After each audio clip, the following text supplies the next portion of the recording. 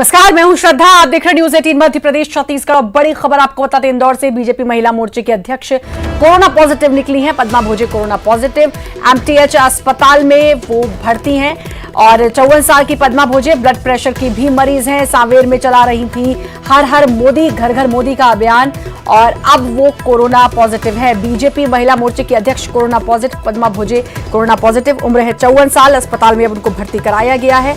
सांवेर में वो हर हर मोदी घर घर मोदी का अभियान चला रही थी। बीजेपी महिला मोर्चे की अध्यक्ष हैं। इंदौर से बड़ी खबर, पद्मा भोजे अब कोरोना पॉजिटिव आई हैं। आपको बता दें कि लगातार कोरोना का कहर बढ़ता जा रहा है। मध्य प्रदेश में लगातार आंकड़ा बढ़ रहा है, जिस पर चिंता भी अब जताई जा रही है। 54 साल की पद्मा भोजे जो ब्लड प्रेशर की भी मरीज है बताया जा रहा है। सांवेर में हर हर मोदी कार्यक्रम वो चला रही थी और अब वो पॉजिटिव आई हैं। तो अब लगातार कोरोना वीआईपीज को, मंत्रियों को, नेताओं को अपनी चपेट में ले रहा है। खुद मुख्यमंत्री भी इससे अछूते नहीं रहे। आपको बता दें, अरुण हमारे संवाददाता हमारे साथ जुड़ चुके हैं। अरुण, अब बीजेपी की महिला मोर्चे की अध्यक्ष corona positive.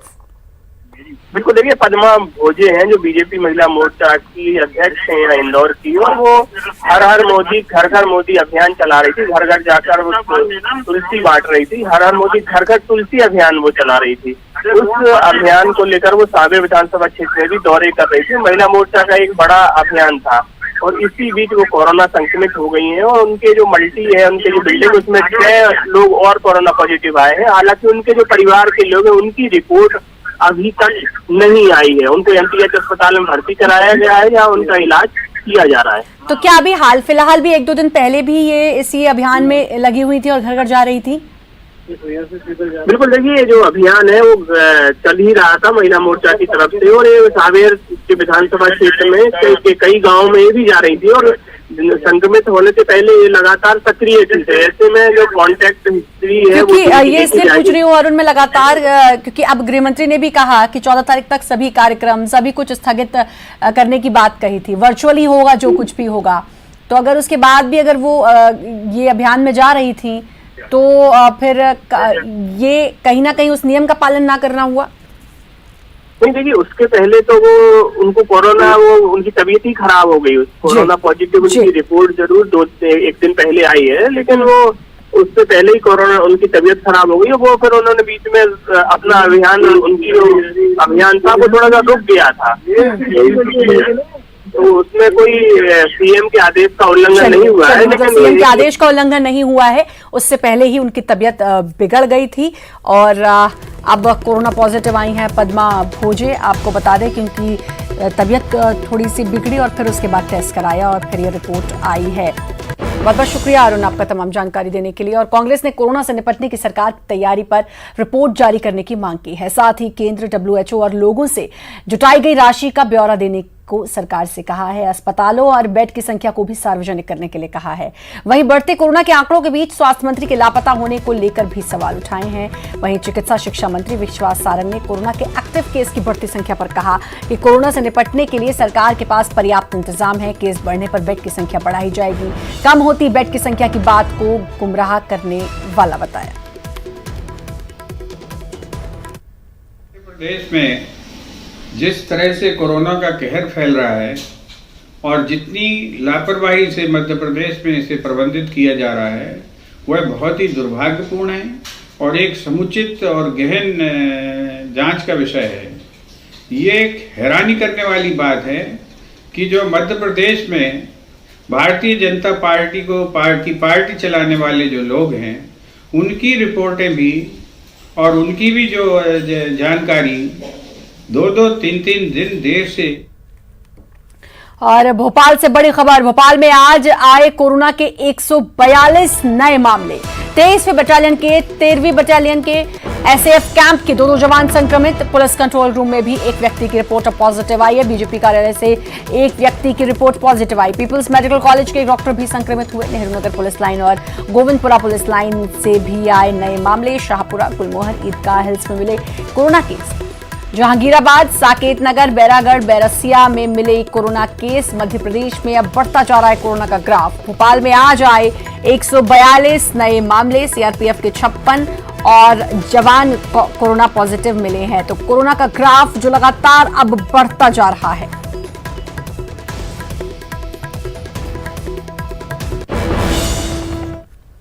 Gwalior CRPF camp में कोरोना का कहर लगातार अब जारी है। सीआरपीएफ के 56 और जवान कोरोना पॉजिटिव मिले हैं। सीआरपीएफ के 90 जवान कोरोना की चपेट में हैं। ग्वालियर में नया गांव में है सीआरपीएफ का कैंप, जिसमें अब 56 और जवान कोरोना पॉजिटिव मिले हैं। कुल मिलाकर ये संख्या है 90। सीआरपीएफ के 90 जवान कोरोना की चपेट में आ गए हैं। तो लगातार कोरोना का आंकड़ा बढ़ता जा रहा है। ग्वालियर के नया गांव में यह सीआरपीएफ का कैंप है।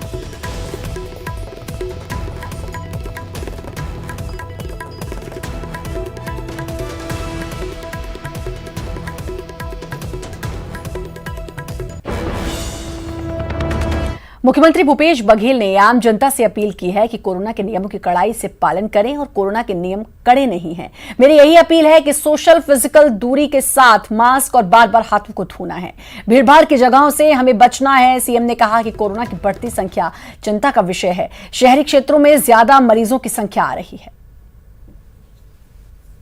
इसके लिए जरूरी है कि हम जो नियम हैं उसका पालन करें। नियम बहुत कड़ा नहीं है, बहुत साधारण से। अब शुरू से कहा जा रहा है कि दूरी आपको बना के रखना है, मास्क आपको पहन के रखना है, बार बार हाथ को सैनिटाइज करना है, हाथ धोना है। इन्हीं सब चीज़ों को हम लोग पालन करें, भीड़ भाड़ की जगह से बचें।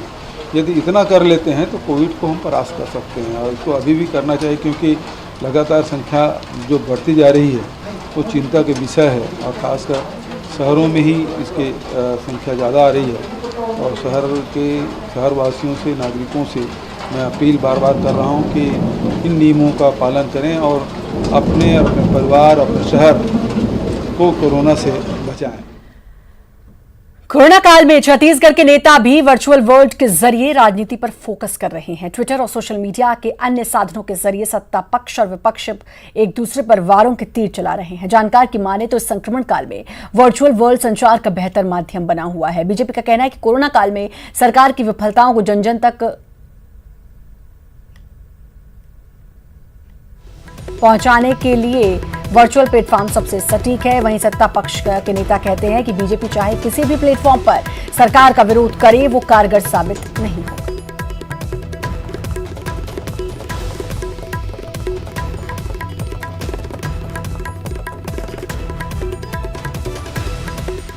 ज़्यादा इस सोशल मीडिया में लगातार उपलब्ध रहती है, तो इन तक पहुंचना और इनके मार्फत परिवार के हर व्यक्ति तक हमारी बात पहुंचती है या हमारे नेताओं की बात पहुंचती है। मुझे लगता है ये एक बड़ा कारण है कि सोशल मीडिया में हमारे नेता बहुत ज़्यादा सक्रिय हैं। जो ट्वीट्स होते हैं या जो कमेंट्स आते हैं उस पर मीडिया का भी फोकस बना रहता है। तो जब मीडिया का फोकस है, जब जनता उन मुद्दों को देख रही है, तो निश्चित रूप से उसका प्रभाव तो जनता में भी जाता है, सरकार में भी जाता है, और जो विषय उसमें उठते हैं निश्चित ही उसका इम्पैक्ट पड़ता है। सोशल मीडिया पर हम तमाम प्रकार की अपनी क्रियाएं, प्रतिक्रियाएं, जहां विरोध करना है उस विरोध को दर्ज कर रहे हैं और सरकार को लगातार आगाह कर रहे हैं। वर्चुअल मीटिंग्स कर रहे हैं, संगठन के कामों को आगे बढ़ा रहे हैं। 15 वर्ष तक जिस प्रदेश को उन्होंने लूटा है, खसोटा है, कमीशनखोरी और दलाली खाई है, अब किस मुंह से जनता के बीच जाएं? तो घर बैठे खाली टाइम पास करने के लिए सोशल मीडिया में एक्टिविटी करते रहते हैं। और मुझे ऐसा लगता है कि आने वाला चुनाव भी सोशल मीडिया पर ही लड़ेंगे। 15 वर्ष तक मुख्यमंत्री रहे डॉक्टर रमन सिंह के फॉलोअर लगभग 23 लाख हैं, और एक ट्वीट करते हैं तो 23 लाइक भी नहीं मिलते हैं।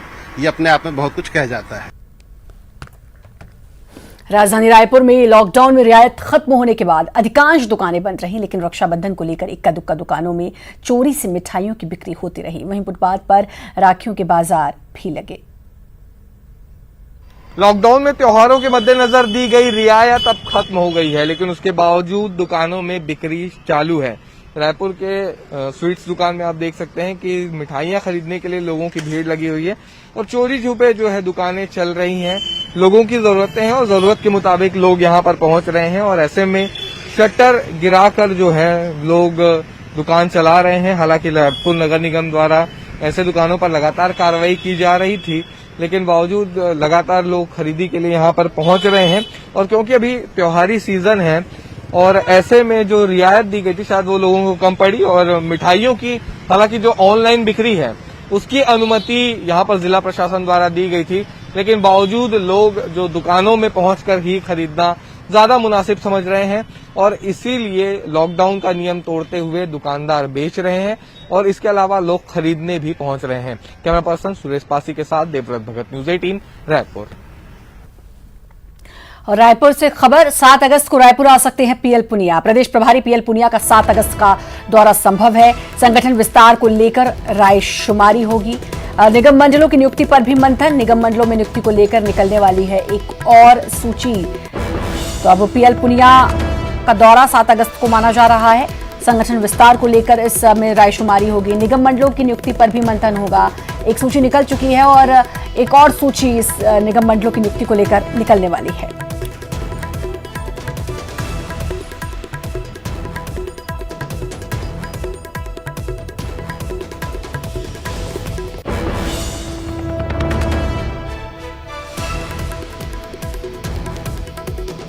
और अवधेश हमारे संवाददाता हमारे साथ जुड़ चुके हैं। अवधेश, अब माना जा रहा है कि पीएल पुनिया 7 अगस्त को रायपुर आ सकते हैं और संगठन विस्तार को लेकर रायशुमारी, साथ ही निगम मंडलों की नियुक्ति पर भी मंथन। एक सूची तो निकल चुकी है, दूसरे का इंतजार है।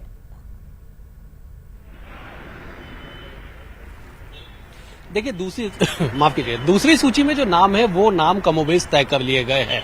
रविवार को जब कांग्रेस संगठन की ओर से राज्यपाल के पास जाके राजस्थान के हलचल पे ज्ञापन दिया गया था, उसी दिन मुख्यमंत्री निवास में मुख्यमंत्री तमाम मंत्री और संगठन के आला नेताओं के साथ रायशुमारी करके चर्चा करके नाम तय कर लिया गया कि किन किन नामों को निगम मंडल में स्थान देना है। मसलन ये कि जो दूसरी सूची आएगी श्रद्धा, उनमें बड़े निगम मंडल के नाम शामिल नहीं होंगे। जो जिन निगम मंडलों में अब तक अध्यक्षों की नियुक्ति हुई है वहां पे उपाध्यक्ष की नियुक्ति, वहां पे सदस्यों की नियुक्ति, संचालक सदस्यों की जो नियुक्ति है वो होगी और इनकी जो संख्या है तकरीबन 100 के पार जाएगी। तो इसलिए जो अंतिम जो चर्चा होनी है उस सूची पे पीएल पुनिया की मौजूदगी में होगी।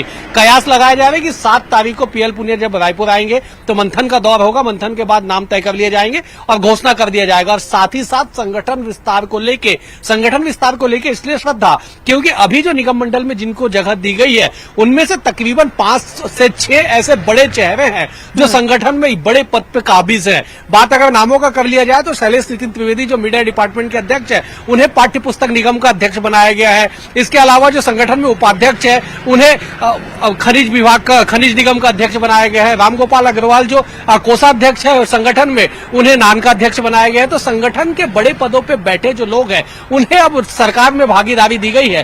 तो ऐसे में सत्ता और संगठन के बीच तालमेल बना रहे, सत्ता और संगठन एक ही हाथों में न रहे, इन तमाम चीजों को लेकर रायशुमारी की जाएगी। और कयास यही लगाए जा रहे हैं कि न केवल निगम मंडल की दूसरी सूची बल्कि संगठन विस्तार में जिन जिन चेहरों को दायित्व मिल चुका है सरकार में, उन चेहरों को रिप्लेस करके एक नए लोगों को मौका दिया जाएगा। तो इन तमाम नामों पे, तमाम चीजों पे चर्चा की जाएगी। क्योंकि कांग्रेस इसलिए भी जल्दी कर रही है क्योंकि आने वाले समय में मरवाही का उपचुनाव होना है और मरवाही का उपचुनाव जीतना कांग्रेस के लिए साख का सवाल है। क्योंकि आजादी के बाद से लगातार कांग्रेस वहां पे जीतती रही है। अजीत जोगी पार्टी दूसरी पार्टी बना के उन्होंने चुनाव लड़ा और वो जीते, लेकिन कांग्रेस अब दावा कर रही है कि कांग्रेस की जो परंपरागत सीट है वो कांग्रेस जीतेगी, इसलिए उन्हें ज्यादा मेहनत करना होगा।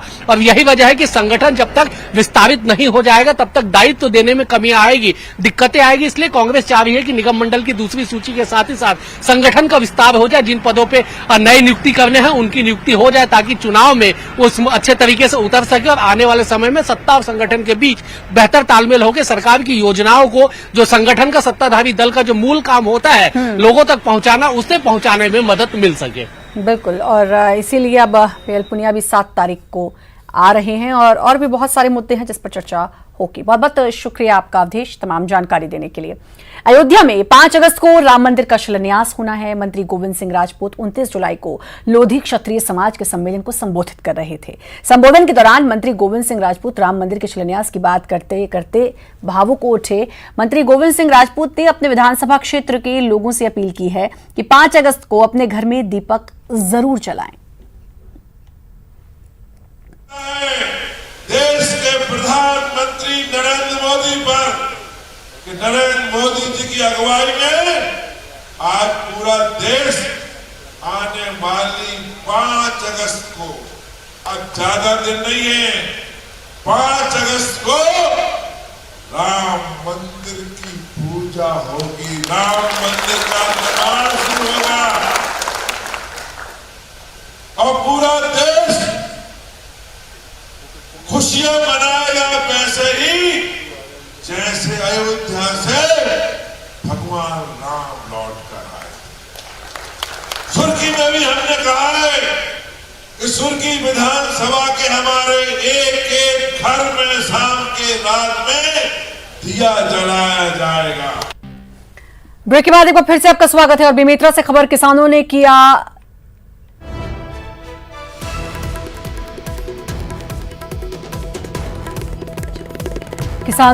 हंगामा। सब स्टेशन का घेराव कर किसानों ने जमकर हंगामा किया। सब स्टेशन पर पुलिस बल तैनात, सब स्टेशन में बिजली नहीं देने का आरोप। बेमेतरा से झाल सब स्टेशन में जोड़ने का विरोध।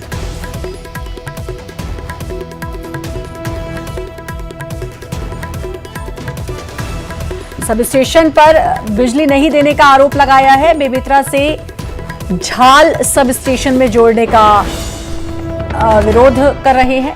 स्टेशन पे हंगामा किया है। किसानों ने झाल सब स्टेशन का घेराव किया है और जमकर किसानों ने हंगामा किया है। सब स्टेशन पर पुलिस बल तैनात है। सब स्टेशन पर बिजली नहीं देने का किसानों ने आरोप लगाया है। बेमेतरा से झाल सब स्टेशन में जोड़ने का विरोध अब ये किसान कर रहे हैं।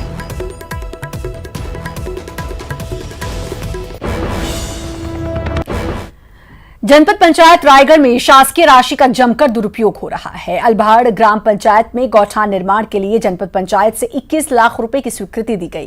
ग्राम पंचायत में स्थान चयन को लेकर लापरवाही बरती गई और वन परिक्षेत्र में गौठान निर्माण का काम शुरू कर दिया गया। 13 लाख रुपए खर्च कर दिए गए। 10 एकड़ वन भूमि में निर्माण कार्य किया गया। वन विभाग ने निर्माण कार्य पर रोक लगा दी। निर्माण कार्य से पहले ना तो ग्राम पंचायत ने और ना ही जनपद पंचायत ने वन विभाग से अनुमति नहीं ली और यही वजह है कि 13 लाख खर्च करने के बाद गौठान किसी काम का नहीं है।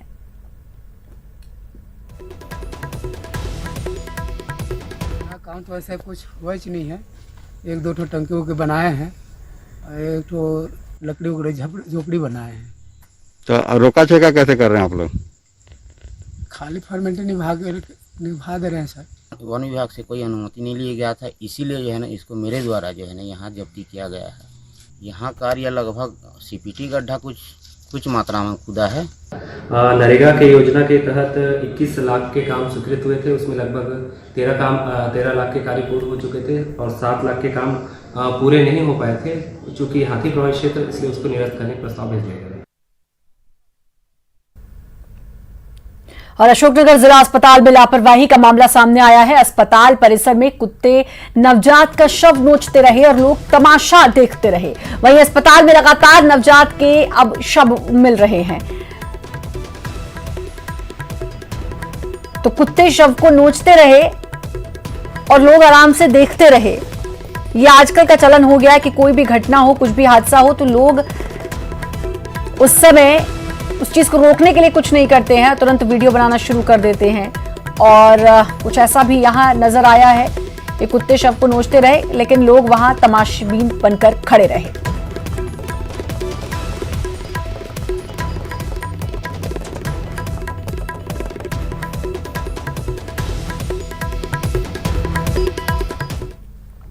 छत्तीसगढ़ की राज्यपाल अनुसुईया उइके ने सीएम भूपेश बघेल को राखी भेजी है, जिसके बाद सीएम ने भी उपहार में राज्यपाल को साड़ी भेजी। भूपेश बघेल ने कहा कि आपने मुझे स्नेह, आशीर्वाद और राखी भेजकर जो विश्वास व्यक्त किया वह मेरे लिए अत्यंत प्रसन्नता और सम्मान का विषय है। आपका संरक्षण हमारा सौभाग्य है।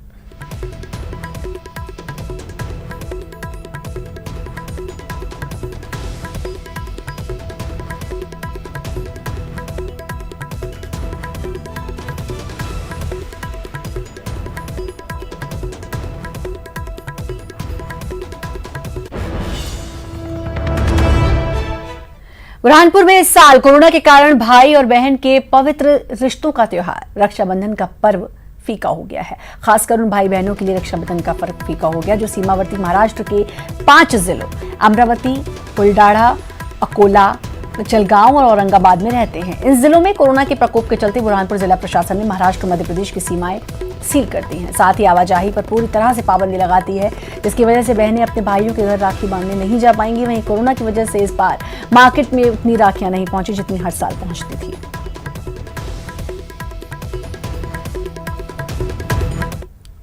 प्रदेश में कई जगहों पर भारी बारिश से अफरा तफरी मची हुई है, तो वहीं कुछ स्थानों पर इंद्रदेव रूठे हुए हैं। खेतों में दरारें पड़ गई हैं और अन्नदाता बारिश के लिए पूजा पाठ और हवन कर रहे हैं। प्रदेश में कई जिलों में झूमकर बारिश हो रही है। बारिश इतनी कि नदी नाले उफान पर हैं, अफरा तफरी मची हुई है।